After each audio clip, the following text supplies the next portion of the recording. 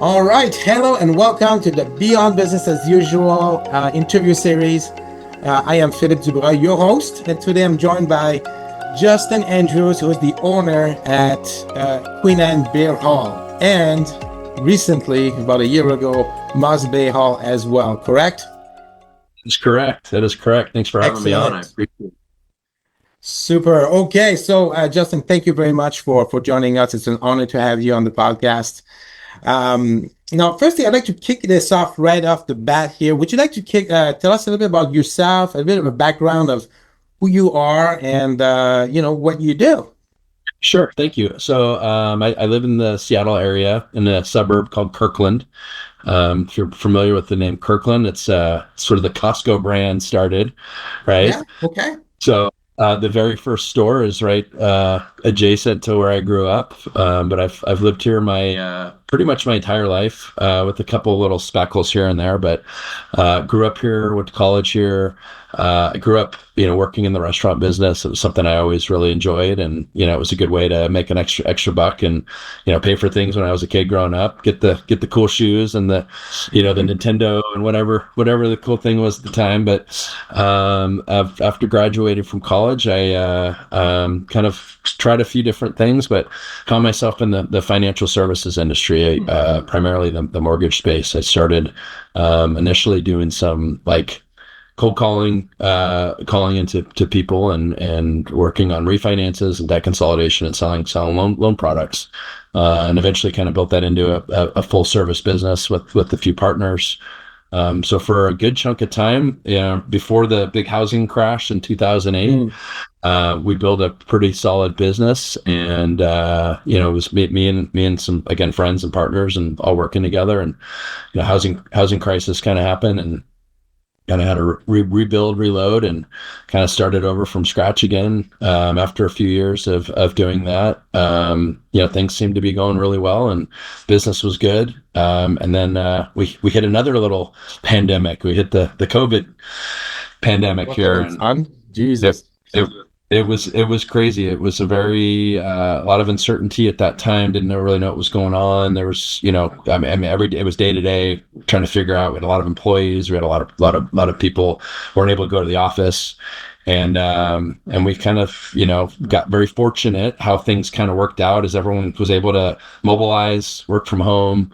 And as we all know, the rates just dropped dramatically, and business got crazy busy. So that was a really good time to be in the mortgage business. Parallel to that, I as I mentioned, I grew up and worked in the restaurant space, and something I always enjoyed. And there was literally, I was in the car with my wife. We drove to one of our favorite spots, and there was a sign on the door, and it said "permanently closed." And that was like a really big shock. It was a place that we've been going to for years, and kind of it dawned on me at that very moment. I remember having the conversation with her as we're driving home, like, there's going to be a lot of businesses that are going to close this year because of this pandemic, and it's probably the best time to buy. Yeah. So that's really what happened. We about a week later, and I get a phone call out of the blue from a good friend of mine on the East Coast, and was familiar with a location in Seattle that was for sale, called the Queen Anne Beerhall. And yeah, that was the same name. You didn't change the name at all, huh? Didn't change the name. We made a few modifications, but to the branding. I mean, quite a few. We changed the logo, and the spelling of beer was Bier, German spelling, and we obviously spell it with the American spelling Ber.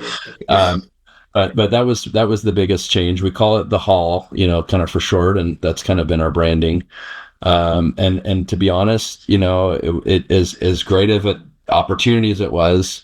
We were, I think, all in the expectation and mindset that COVID was things were gonna come back to normal right away, and we would be off and running. But we had a couple hiccups, and there was, I think, a second shutdown after we had opened, like January, February of 2021. We, the cases spiked again, so everything got closed down again. So we kind of went back to the drawing board. And during that second closure is really when we went in and we changed everything from the previous regime to ours. We brought TVs in. We changed the settings. We changed the menu. We changed the team and staff. We went out and kind of found some really good people. And again, great opportunity. There's a lot of people that were let go from their jobs, so we were able to like really handpick like the best talent available.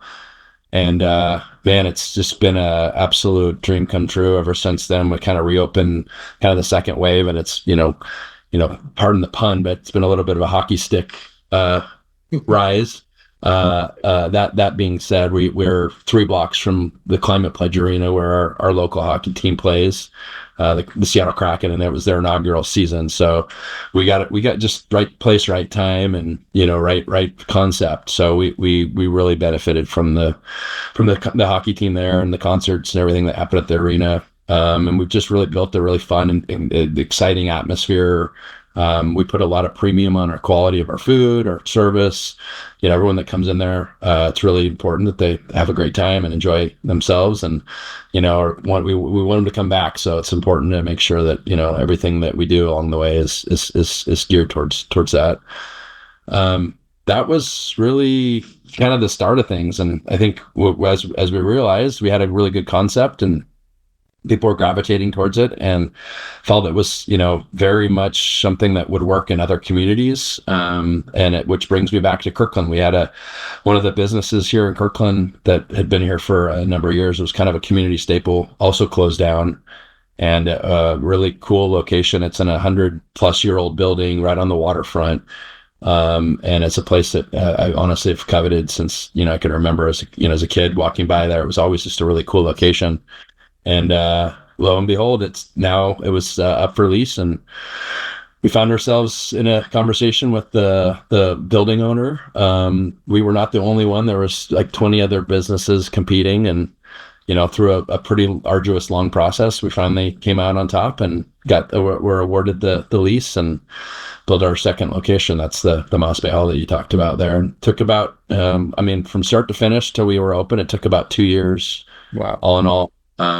Just about with, getting through the permits and the build out. It was a pretty extensive build out. We spent, a lot of money on getting this spot right. I knew it was something that, we wanted to be here for a long time. So it was worth the investment to get it right. But beautiful location right on the waterfront. It's similar size to Queen Anne, but it's a little bit different shape. But we're really known for hosting large groups of people. It's definitely a gathering spot. Where people come down, families, kids, adults, grandparents, everyone. Whether it's a happy hour for workers, or a birthday party, or end of season party for the baseball team. Like, people come here and hang out. So we've really, part of it, I think, growing up in this community. But also, I think a big portion of just the local community here in Kirkland. It's a bedroom community, so you got a lot of families and people and organizations. So we've really plugged into that, and that's something we're really passionate about. Second to that, we also have spent a lot of time with different philanthropic groups. So we've almost raised just a hair over $800,000. Year to date between the 2 locations. And that's just working with different charity groups, and something that we're going to continue to focus on going into next year, 2025. I'd love to blow well past $1 million and find a way that we can do that. And I think a lot of it's just partnering with different groups, whether it's like I said, a local team, or, Cystic Fibrosis Foundation or Children's Hospital of Seattle. We've worked with several different groups, and it's been really fun. It also brings in the community members. It brings in some of the, local celebrities, quote unquote, some of the athletes that play for the teams or former. So we've had a lot of fun in kind of doing all these little side quests. That's awesome. I'm really, what, I'm listening to you right now, and I feel, I feel the passion in the venture that you're going to yourself into, and I think it's very important as an entrepreneur to be able to feel that thing, to imbue that passion into the business, right? Yeah, thank you. Yeah, I feel it, and I'm sure that again, I think core values is very important. I just want to bring this up right now. I'm Sure. hearing you, in terms of being well defined in terms of the core values of your business. It's very, very key to have this, and I would like to know from you, what are your core values? I mean, you built Queen Anne Beer Hall and then Moss Bay Hall, and it seems to me like you got a nice little pattern going on, right? Which is fantastic. So, what are the core values that these two restaurants are built on? Yeah, so we actually did an exercise about 6 months ago with I took all my managers and we kind of sat around a table and we talked about core values and like what and we stack ranked them and we went through all the different defining principles of what each thing means and we kind of landed on a few and it's I think really at the crux of it for me that the number one I have is community. We are a community place. Interact with the community. That's kind of if I were to say what our secret sauce is, it's the fact that we're really heavily engaged with the people that come in. The second thing I think that's really important to us, and as a restaurant and delivering service, is you got to have a focus on excellence. Excellence has to be in every discussion. How do we do it better? How do we make sure that every person that comes in has the same experience through that consistency, the products that we purchase and acquire and serve that they're always, the best. I use the word value a lot. If people feel like they're getting a value for what they're paying for, they're never going to complain about the price. And the prices have gone up everywhere, but if the service is good, if the food is good, if the experience, the environment, the energy they feel when they walk in, the way that they're treated, if they leave with a smile on their face, they're getting that value. And that isn't based on a price. It's based on all those other factors. So excellence is a big one for us. As interesting as it sounds for a non-tech company. Innovation is another one of our core values. We're always innovating, whether that's finding the best systems and technology to use to make our system and operation run smoother, but also in the kitchen, like we're constantly trying to be on the cutting edge of what the food trends are. We're always challenging, the status quo with bringing new ingredients and we run our core menu, but we're always running specials and we're always trying new stuff. I mean, the amount of conversations we have and text messages that go back and forth between us about these ideas, we get crazy ideas, whether it's for some menu item or some event or just something fun that we can do that brings the community together. So those I mean, there are a couple others, teamwork and some other things, but those are three like really strong core values I think that like really define and set us apart from our competition. And I think that's what kind of is our North Star for as far as how we run our operation. That's great. I mean, again, I can see that. And if that's communicated down to your team, then you get alignment of purpose. Now you get, everybody pushing the same direction, and you create like a movement, right? Which is it's just pretty awesome to hear that. Okay, now, let's bring this down to so obviously running a business got its ups and downs, and you mentioned a few things that you ran into. I think a key core quality of any entrepreneur is persistence, and this like I'm not gonna give up kind of like trait. But how do you deal with a setback, or how do you deal with a challenge as an entrepreneur? Well, you hit the nail on the head. I think no matter who you are, what you do, you're always going to run into roadblocks and you're going to have setbacks. I think part of the mindset is that you got to roll up your sleeves and get your hands dirty when you're confronted with a problem or solution or a problem you need to solve and find a solution. Part of that, and I think a big part of I think what's made me and my team successful is we rely on the village. It's not a singular thing. Like I think being an entrepreneur can be a lonely endeavor if you don't surround yourself with the right people, whether that's your spouse, your business partners, your friends. You got to find that community, that people, that village to lean on.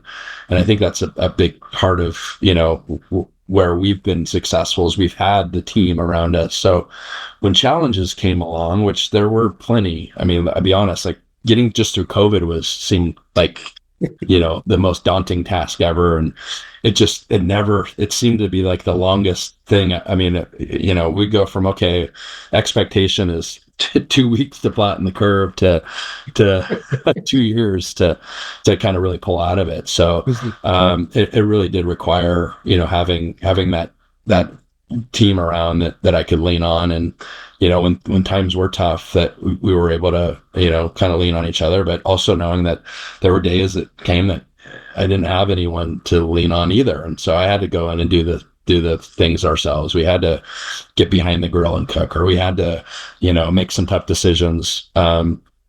I think that's another thing too, is just, dealing with challenges, is you got to be resolute. You don't want to let something is bubbling and it's not a ideal situation. You got to make a quick decision and turn the page as quickly as you can and move on.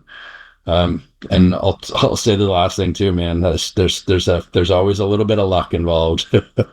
Yeah. Some days I'd rather be lucky than be good. So we've been blessed with some fortune too, but it also comes with being prepared and being hardworking. I think the harder I work, the luckier I get. So something to be said about that. I think it's word of truth there, brother. Like word of truth. I think. I mean, I've worked with so many people, and the mindset you find with people that have a positive mindset and they look forward to things, they tend to be more lucky. Have you ever So observed that too? I mean, it's like absolutely. it Well, draws luck, right? I mean, so the guy who's the victim is like life's doing it to him. That guy is like he's not lucky, right? no, But like people like you, is like okay, we'll take this on, we'll make it through. It's like all of a sudden, poof, there's an opportunity, right? And then you jump on it because you can see it, and then you just work with it. That's amazing. All right, one more kind of, question. Actually, I got two more questions. yeah, yeah, Um, okay, so you mentioned it takes a village. yeah. Okay, so now you're the owner, you're on top of this, and you got the executives that work this, and then you got the people that work, right? So you're the goal maker, there's management, and there's the people that get the work done. Now, you mentioned you got a pretty good team, and I can see that. I saw some pictures on the website. Looks like you guys are pretty happy. And these did not look like fake smiles. They look like genuine happy people to be there. Yes. Now, how do you go about building a good team? It's a great question, man. That's the secret formula right there, right? Mm, It really starts with transparency, and here's why I say that. Like, I think that the first and most important conversation to have with people, we all get rewarded for our strengths, but what we don't always recognize is where we have weaknesses, and allowing people to be okay with having these deficiencies. Because if we focus so much on what they can't do versus what they can do, it takes you in the wrong direction. So I don't know if I'm articulating this correctly, I but completely. I get that. I'm just gonna say something on this. You know, you you get what you validate, yes, right? I mean, I guess this is what It's like the more if you push on the rightnesses of people, you get more rightnesses, right? amen. So when it comes to building, it's like I don't need a team of 6 people that all have the same strengths.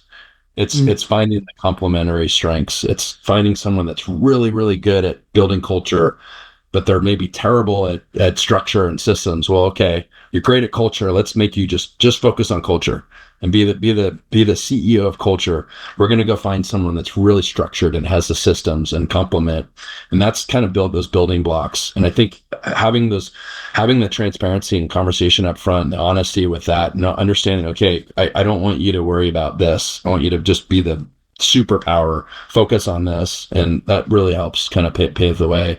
So when you're building those blocks and bringing people in and hiring and interviewing, I know what I'm looking for because it's something that we don't have. And then being open with that, going, hey, this is your superpower. We're hiring you because of this superpower. You're going to help our team get better at this particular task or function. Awesome. No, this is great. Yeah. Plus, I'm sure you also use those core values when you interview, make sure people are aligned with those same core values, so you're on Absolutely. the same page. Yeah. And that's cool. Okay, good. Yeah. And we Awesome. envision the same, it's very simple. Like, don't try to confuse people with anything other than what it is, what we're looking for, who we are. And if they align with that, great. If they don't, that's okay too. Not It's okay. everyone's I not mean, everyone's cup yeah. of tea. Awesome. Okay, great. All right. So, uh, let's say we have a time machine. We'll go back in time. Uh, when you before you started to be an entrepreneur, okay, so what message would you give your younger self? What would be the tip that you would give to your younger self from the journey you've taken so far, Gosh, to make you that's a more great question. successful? I think when I was younger, the mistakes I made early on was I was afraid to ask questions. I wanted to know everything, so I didn't want anyone to know that I didn't. And I think that was one of the biggest things I learned as I got older. Like the more questions I asked, the more respect I was gained. Versus in the past where you kind of fake it till you make it. Mhm. Well, you fake it till you make it is a strategy, but I do think, being, vulnerable and open and again, being someone that can ask those questions. The second thing I would say too is just, don't take anything for granted. There's some of the hardest things that happen to me were the best things in the end. So like, every day, whether it's good or bad is a lesson. And, even the hardest stuff that I've had to endure has ultimately been the most valuable, experiences. So don't take any of that for granted. Just, lean into it, enjoy it all, enjoy the ride. Words of wisdom, brother. Words of wisdom. I love it. Okay, great. Plans for the future? I mean, again, without giving you a secret strategic Oh, plan, obviously, but yeah. where's that going? What's your plan? So, I would say since from going from one to two, the biological term is mitosis, right? Where you split the cell. Mhm. We learned a lot through that. We separated, we tried to, two different things and, realized again where some deficiencies were. So we've spent really the biggest part of the last 6, 8 months on just getting every little system dialed in, SOPs, standard operating procedures for everything, for job descriptions. Every position has, exactly what their tasks are for each role. So I mean that it sounds really tedious, and again, that's not my strength. I have people that on my team that are really good at You're the the goal detail. maker. You're the Yeah. thinker of big thoughts. You're like Yep. making the game, right? Yeah, I get But it. but in order for us to get to where we want to go, we got to do these little things. We got to build a really solid foundation. So ultimately, I feel like we're getting close. All the building blocks are there. So, we want to position ourselves to be opportunistic in this market and find new ventures and places we can grow. So, we love our brand. We love that we're continuing to build this brand, and we want to continue to see where it can go. I think it has a lot of acceptance in different communities. It's funny. I had a group from Vancouver, British Columbia, that were like, "Yeah, this concept would do so well in It would. Canada." And so Oh we yeah. realize we have something special here, and we want to be opportunistic but very selective. I think the important thing with growth is you got to grow. But you got to grow at the right pace. You don't want to go too fast, and you don't want to go too slow. So try and find that. But I think right now I feel like we're in a good spot in getting everything solidified so we can. But we have a few, I would say, irons in the fire. We've had some interest from different groups that have come to us, and whether it's real estate developers or existing properties or even some stuff out of state, that we're entertaining all. But for me, I think staying as local as I can for as long as I can is probably the right move. That's amazing. You're thinking big. I love it. This is great. Keep that fire going. This is really really good. It gets me excited to hear all of that. Right? When I do these You can interviews, tell. this is this is cool. This is what we live for as entrepreneurs, right? Man. Okay, no, this is great. Look, we're almost done with the time here. We're reaching the end of the interview, so. Uh, I think you brought lots of great insight for people watching this. Fantastic. You've got, I see that you've got things going in the right direction. It's dialed in and you're ready to just go, right? And you're already Yeah. going. But what I really like about what you've shared about me is the sense of community. It's bringing the community together. When I was looking at your website, now I hear it from you with your voice, and I can see this, it's missing in this society to some degree. It's a missing thing. And people are on their phone, and they don't talk much. Let's have these big tables so people can sit down and talk to each other and exchange things and all of that stuff. And that hall being the generation point of this, I think it's a beautiful thing. I wish you success on this, and I know you will be, and you are successful. So this is great. Glad to hear about that. So I want to thank you very much, Justin, for your time today, and to learn about your entrepreneurial journey. This it enriched my day. So it made my day. So thank you. That was fun. All right. To everyone else watching, well, I look forward to seeing you in the next episode. This is Philippe Dubois signing off for Beyond Business as Usual. Thank you very much. Bye for now.